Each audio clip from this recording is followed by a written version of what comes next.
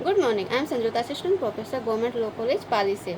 आज हम Indian contract act 1872 के अंतर्गत समाश्रित संविदा या फिर सांयोगिक अनुबंध के बारे में पढ़ेंगे, जिसे कंटिंजेंट कॉन्ट्रैक्ट भी कहा जाता है। इसके बारे में इंडियन कॉन्ट्रैक्ट एक्ट के सेक्शन 31 से लेकर 36 के बीच में प्रावधान दिए गए हैं। सेक्शन 31 में इसकी डेफिनेशन दी हुई है। कई बार एग्जाम पूछा जाता है कि जो समाश्रित संविदा है उसकी डेफिनेशन कहाँ दी गई है। इसकी डेफिनेशन सेक्शन 31 में दी गई है और इससे संबंधित कितने प्रकार के होते हैं वो सेक्शन 32 से लेके 36 तक दिए गए हैं। तो सबसे पहले हम पढ़ते हैं कि सेक्शन 31 क्या कहता है, समाश्रित संविदा होती क्या है। सेक्शन 31 कहता है कि समाश्रित संविदा वह संविदा है जो ऐसी संविदा के संपार्श्विक किसी घटना के घटित होने या न होने पर किसी बात को करने या न करने के लिए हो। हम देखते हैं जो अनुबंध होते हैं, जो कॉन्ट्रैक्ट होते हैं, कॉन्ट्रैक्ट के अंदर जो पक्षकार होते हैं उनमें कुछ अधिकार उत्पन्न होते हैं और किसी पे दायित्व उत्पन्न होते हैं।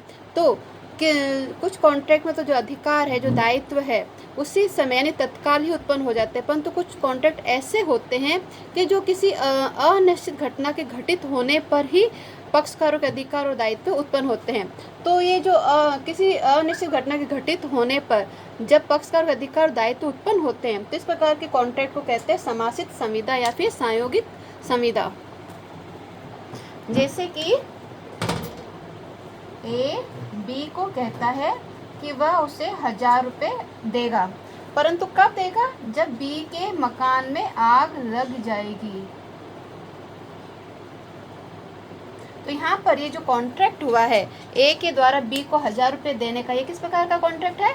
समाश्रित संविदा है। ये ए बी को कब देगा? जब उसके मकान में आग लगेगी। जब मकान में आग नहीं लगेगी तब तक ए उसको बी को 1000 रुपये नहीं देगा। तो यहाँ पर इनके बीच में किस प्रकार की संविदा हुई है? इनके बीच में समाश्रित संविदा हुई है। यहाँ पे सेक्शन 31 में संविदा के समपार्श्विक किसी घटना के घटित होने पर बात कही गई। तो समपार्श्विक घटना क्या होती है? समपार्श्विक घटना वह घटना होती है जिसका अनुबंध के वचन से या उसके प्रतिफल से कोई भी लेना देना नहीं होता है। वह जो वचन है उससे स्वतंत्र होती है। यदि जिस घटना की बात की जाती है वह वचन जो उनके बीच में कॉन्ट्रैक्ट किया गया, अनुबंध किया गया, उसका प्रतिफल है या उसका भाग है, तो वहाँ पर वह समपार्श्विक घटना नहीं होगी, वह पारस्परिक अनुबंध का निर्माण होगा। अब इसको मैंने एक एग्जाम्पल से समझ सकते हैं। जैसे कि ए बी को कहता है कि मैं तुम्हें 5 लाख रुपए दूंगा, परंतु कब दूंगा? जब कोई विशिष्ट जहाज है अपनी यात्रा से ना लौटे। तो यहाँ पे जो विशिष्ट जहाज का नहीं लौटने की जो शर्त लगाई गई है वो क्या है? वह समपार्श्विक घटना है, क्योंकि उसका अनुबंध से कोई भी लेना देना नहीं है। अब यहाँ पे ए बी को 100 टीवी सेट बेचने का ठहराव करता है। यदि वह उसका अग्रिम भुगतान कर दे तो यहाँ पर एक पक्षकार दूसरे पक्षकार को अग्रिम भुगतान करेगा, तभी वह उसको टीवी सेट बेचेगा। तो यहाँ पे जो अग्रिम भुगतान क्या है? प्रतिफल है या प्रतिफल का भाग है। तो यहाँ पर ये जो अग्रिम भुगतान है समपार्श्विक घटना नहीं है, ये क्या है? पारस्परिक वचन है। तो यहाँ पर सांयोगिक अनुबंध का निर्माण नहीं होता है, पारस्परिक वचन का निर्माण होता है। इस प्रकार जो समपार्श्विक घटना है वह संविदा से या अनुबंध से स्वतंत्र होनी चाहिए, उसका प्रतिफल या वचन का भाग नहीं होना चाहिए। तो सेक्शन 31 में समाश्रित संविदा की परिभाषा दी गई है। क्या परिभाषा है? समाश्रित संविदा वह संविदा है जो ऐसी संविदा के समपार्श्विक किसी घटना के घटित होने पर या न होने पर, यानी घटना घटित होने की शर्त भी हो सकती है और वो विशिष्ट घटना घटित नहीं होने की शर्त पर भी हो सकता है। न होने पर किसी बात को करने, यानी कि किसी बात को करने और नहीं करने के लिए भी हो सकती है। यहाँ पर ये पॉजिटिव भी है और नेगेटिव भी है। अब है सांयोगिक अनुबंध को प्रवर्तित करवाने के नियम। क्या क्या नियम है? सेक्शन 32 से लेकर 35 में इसके बारे में 36 तक इसके बारे में दिया गया है। तो सबसे पहले है सेक्शन 32। सेक्शन 32 क्या कहता है? समपार्श्विक घटना के घटित होने पर प्रवर्तनीय अनुबंध। यहाँ पे समपार्श्विक घटना घटित होगी तभी पक्षकारों के बीच में जो अनुबंध किया गया है वह प्रवर्तित किया जा सकेगा। जब तक ये घटना घटित नहीं होगी वह प्रवर्तित नहीं किया जा सकता। हम इसे एक उदाहरण से समझ सकते हैं। जैसे ए बी से कॉन्ट्रैक्ट करता है कि अगर सी की मृत्यु ए से पहले हो जाए तो ए बी को अपना घोड़ा बेच देगा। तो यहाँ पे जो सी की मृत्यु होना है ए से पहले वो क्या है? समपार्श्विक घटना है। जब तक सी की मृत्यु ए से पहले नहीं होगी ए अपना घोड़ा बी को नहीं बेचेगा। अब यहाँ पर ए की मृत्यु अगर सी से पहले हो जाती है तो यहाँ पे जो समपार्श्विक घटना है उसका घटित होना असंभव हो जाता है। तो यहाँ पे जो इन दोनों के बीच की जो कॉन्ट्रैक्ट हुआ था वो क्या हो जाएगा? वो व्यर्थ हो जाएगा। तो समपार्श्विक घटना के घटित होने पर प्रवर्तनीय अनुबंध में समपार्श्विक घटना घटित होगी तभी जो पक्षकारों के बीच में कुछ कार्य को करने अथवा नहीं करने का जो कॉन्ट्रैक्ट हुआ है वो प्रवर्तनीय होगा, नहीं तो वह प्रवर्तनीय नहीं होगा। हम इसे एक और उदाहरण से समझ सकते हैं। यहाँ पर ए एक व्यक्ति है, बी बैंक है। ए को बी से लोन लेना है। ए लोन के लिए बी के पास में जाता है, बैंक के पास में जाता है। तो बी बैंक कहता है कि मैं तुम्हें लोन तो दे दूंगा परंतु तुम मुझे सिक्योरिटी के लिए क्या रखोगे मेरे पास में? तो ए कहता है कि मैं एक ट्रेडर हूँ, मेरा एक जहाज़ है वो आ रहा है, उसमें सामान का स्टॉक है, वो जब यहाँ पर आ जाएगा तो उसमें जो स्टॉक है उसको मैं बैंक के पास में गिरवी रख दूंगा। तो बैंक कहता है कि ठीक है, जब तुम्हारा जहाज़ यहाँ पहुँच जाएगा तो मैं तुम्हें लोन दे दूंगा। तो यहाँ पे जहाज़ का पहुँचना क्या है? समपार्श्विक घटना है। जब ये जहाज़ सही सलामत पहुँच जाएगा तो बैंक उसमें जो स्टॉक है सामान का उसको गिरवी रखकर ए को लोन दे देगा। तो यहाँ पर क्या हुआ? ये जहाज़ का पहुँचना समपार्श्विक घटना है। समपार्श्विक घटना घटित होगी तो बी बैंक ए को लोन देगा, यानी कि उनके बीच में जो कॉन्ट्रैक्ट हुआ है वो पूरा हो जाएगा। तो सेक्शन 32 तो समपार्श्विक घटना के घटित होने पर प्रवर्तनीय अनुबंध होता है। सेक्शन 33 है समपार्श्विक घटना के घटित न होने पर प्रवर्तनीय अनुबंध। ये दोनों एक दूसरे के विपरीत है। तो सेक्शन 33 कहता है, इसको हम एक उदाहरण समझ सकते हैं कि ए और बी कॉन्ट्रैक्ट करते हैं कि मैं तुम्हें 1000 रुपये दूंगा जब सी नामक जहाज दुबई नहीं पहुंचेगा। नहीं पहुंचने की शर्त लगी है, यानी कि समपार्श्विक घटना क्या है? जहाज का पहुंचना है, जहाज का नहीं पहुंचना है। तो समपार्श्विक घटना की घटित नहीं होगी तब ए बी को 1000 रुपये उधार देगा या फिर उनके बीच में जो कॉन्ट्रैक्ट हुआ उसके अनुसार वो उसको 1000 रुपये देगा। तो यहाँ पर घटना के घटित नहीं होने पर उन दोनों जो पक्षकार हुए उनके बीच में जो कॉन्ट्रैक्ट है वो प्रवर्तनीय होगा। अगर सी जहाज पहुंच जाता है दुबई तो ए बी को 1000 रुपये नहीं देगा। तो यहाँ पे उनके बीच में जो भी कॉन्ट्रैक्ट हुआ है वो व्यर्थ हो जाएगा। हम इसे एक और उदाहरण से समझ सकते हैं। जैसे ए एक इंश्योरेंस कंपनी है, बी एक ट्रेडर है, इसका एक जहाज दुबई से आने वाला है। तो बी ने अपने जहाज़ का इंश्योरेंस करवाया ए इंश्योरेंस कंपनी से। तो बी ने कितने का करवाया था? लाख रुपए का करवाया इंश्योरेंस।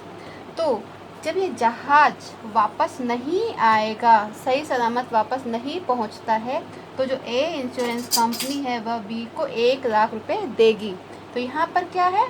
ये भी समपार्श्विक घटना के घटित न होने पर प्रवर्तनीय अनुबंध है। तो यहाँ पे समपार्श्विक घटना क्या है? जहाज का लौटना।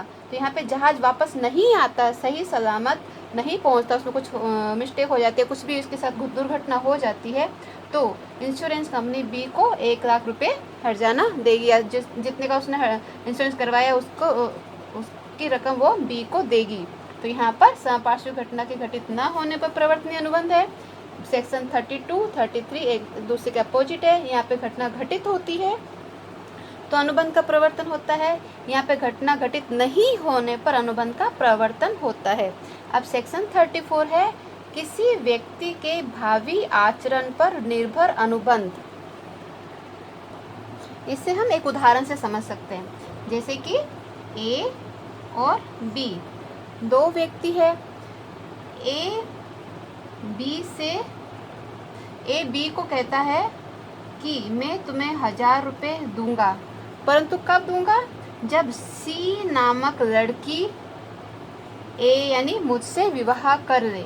ए कहता है बी को कि मैं तुम्हें 1000 रुपये दूंगा, परंतु कब दूंगा? जब सी नामक लड़की है वो मुझसे यानी ए से विवाह कर ले। परंतु इसी बीच सी और डी ने आपस में विवाह कर लिया है, तो यहाँ पर सी की शादी ए से होना क्या हो गया? असंभव हो गया। यहाँ पर ये माना जा सकता है कि अगर इस डी की मृत्यु हो जाए या फिर इन दोनों के बीच में तलाक हो जाए तब इन दोनों की शादी हो सकती है, परंतु व्यवहार में हम ये नहीं सोचते हैं। हम ये केवल ये सोचते हैं कि अगर कोई मैरिड है तो उसकी शादी पुनः विवाह नहीं कर सकता है। तो वहाँ पर यहाँ पे सी की शादी ए से होना क्या हो गया? असंभव हो गया है। तो यहाँ पे क्या है? किसी व्यक्ति के भावी आचरण पर, यहाँ पे किसका भावी आचरण था? सी नामक लड़की का भावी आचरण था, जो क्या कर रहा है? अनुबंध को प्रभावित कर रहा है। अगर सी ए से शादी करेगी तभी ए बी को 1000 रुपये देगा, परंतु इसी बीच सी ने डी से शादी कर ली, तो इन दोनों की शादी होना क्या हो गया? असंभव हो गया। तो इनके बीच में जो कॉन्ट्रैक्ट हुआ है 1000 रुपये देने का वो व्यर्थ हो जाएगा। तो यहाँ पे किसी व्यक्ति के भावी आचरण पर भी अनुबंध निर्भर करते हैं। फिर है सेक्शन 35। सेक्शन 35 में 2 पैरा है। फर्स्ट है घटना के निश्चित समय पर, यहाँ पे समय का निश्चित कर दिया गया है।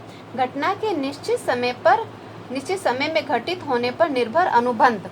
इसको हम उदाहरण से समझ सकते हैं, जैसे कि जहाज वाला था। ए बी को कहता है कि मैं तुम्हें 1000 रुपये दूंगा, परंतु कब दूंगा? जब सी नामक जहाज 1 वर्ष के भीतर, यहाँ पे टाइम पीरियड बांध दिया है, यानी कि 1 वर्ष के अंदर वो जहाज आ जाएगा तो ए बी को 1000 रुपये देगा। अब इस 1 वर्ष के अंदर अगर जहाज पहुंच जाता है तो ए बी को 1000 रुपये दे देगा, मतलब इनके बीच में जो कॉन्ट्रैक्ट हुआ वो पूरा हो जाएगा। अगर ये 1 वर्ष के भीतर नहीं आता है तो इनका जो कॉन्ट्रैक्ट है वो व्यर्थ हो जाएगा।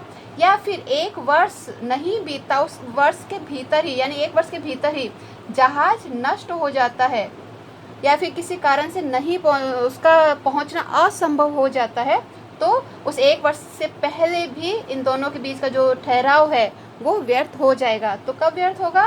जब 1 वर्ष के अंदर नहीं पहुंचता या फिर 1 वर्ष के भीतर ही उसका पहुंचना असंभव हो जाता है या फिर वो नष्ट हो जाता है, तो इनके बीच में जो भी ठहराव किया गया है वो व्यर्थ हो जाएगा। तो घटना अगर निश्चित समय बांध दिया गया है, वो घटना निश्चित समय में नहीं होती है, तो पक्षकारों के बीच जो अनुबंध किया गया है वो व्यर्थ हो जाएगा।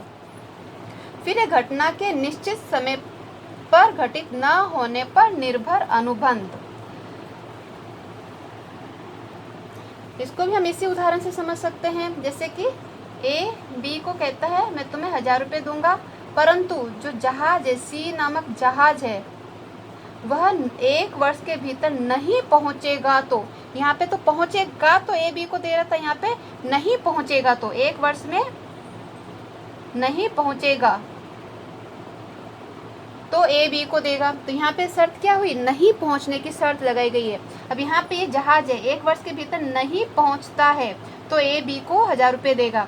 अब यदि इसी 1 वर्ष के भीतर ही वो जहाज नष्ट हो जाता है, मान लो 5 महीने में या फिर 6 महीने में नष्ट हो जाता है, तो भी वो क्या होगा? उसका पहुँचना क्या हो गया? असंभव हो गया, मतलब वो कभी भी नहीं पहुँचेगा, तो भी बी ए से 1000 रुपये लेने का हकदार होगा। तो यहाँ पे नहीं पहुँचने की शर्त है, और जो नहीं पहुँचने की शर्त है वो जितना टाइम पीरियड दिया हुआ है उस वर्ष टाइम पीरियड के बीच में ही उसका होना असंभव हो जाता है, तो भी इन दोनों के बीच में जो कॉन्ट्रैक्ट हुआ है वो प्रवर्तनीय होगा। फिर है सेक्शन 36 असंभव का घटना के घटित होने पर निर्भर ठहराव।